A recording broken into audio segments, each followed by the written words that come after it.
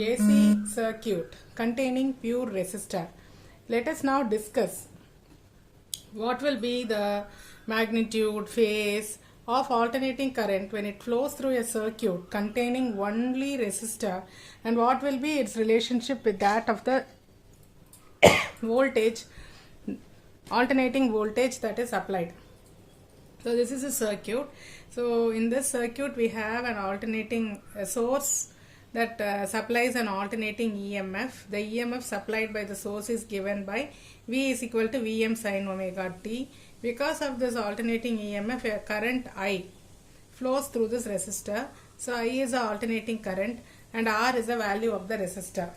The instantaneous value of this EMF is given by V is equal to Vm sin omega t. Now because of this current I flowing through this resistor R, there will be a voltage drop across the resistor R, which is given by the voltage drop VR.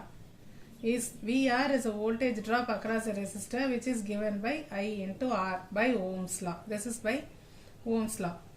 Now when we apply Kirchhoff's second law, voltage law to this, by applying Kirchhoff's voltage law, we can write V minus VR is equal to 0, or V, that is the EMF supplied by the source, will be equal to VR. So what is V? V is nothing but Vm sin omega t is equal to, what is VR? VR is equal to I into R. What is I here?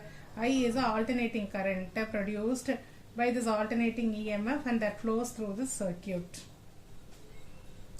So our agenda is to find out the nature of the alternating current when it flows through the resistor.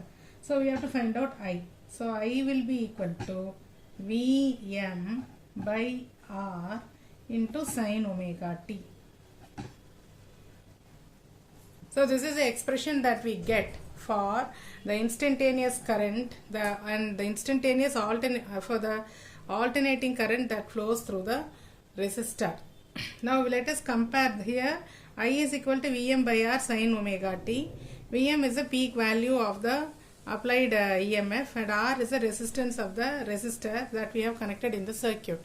Now what is the general equation by which we will represent an alternating current? An alternating current is represented by the equation I is equal to Im sin omega t.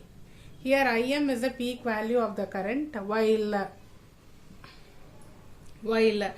I is the instantaneous current. So if we compare these two equations, this is the current flowing through our circuit through the resistor, and this is the general expression for the alternating current. So when we compare these two expressions, we see that in the place of Im, in the place of the peak value of current, we have Vm by R. In the same equation for alternating current, I is equal to Im sin omega t. Here we have I is equal to Vm by R sin omega t, which means that in the place of the peak value of current, what do we have? We have Vm by R. So from this we can conclude that the peak value of the alternating current delivered by this EMF is equal to Im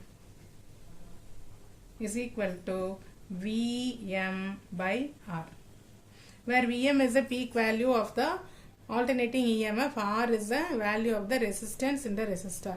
So again we can come to another conclusion. The peak value of the current, alternating current flowing through the resistor, will be less than the peak value of the EMF, because Im is equal to Vm divided by R. Then the next conclusion that we can come is that if you look at this equation, I is a current flowing through the resistor, alternating current, that is Vm by R into sin omega t.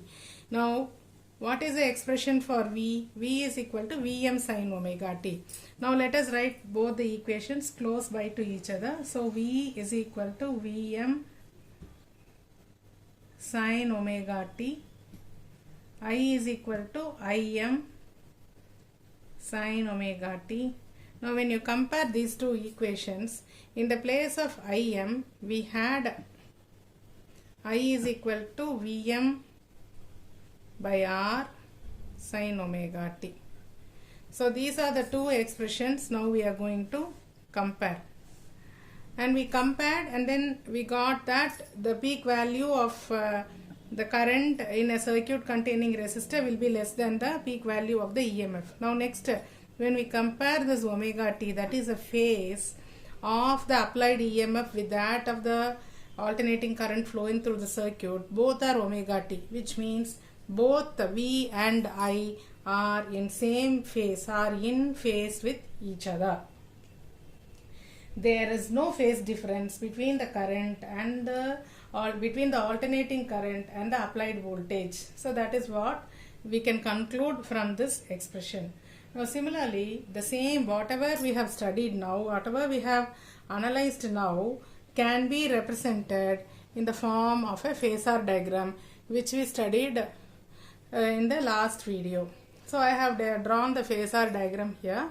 So as you see, this is a curve representing the alternating current. This represents the alternating voltage, and OA represents a phasor for voltage, and OB represents a phasor for current. Both the phasors are aligned in the same line, which means the current and voltage are in the same phase. Then you see the peak value. The peak value of current is lesser than the peak value of voltage, and this value gives a instantaneous value of alternating current and voltage.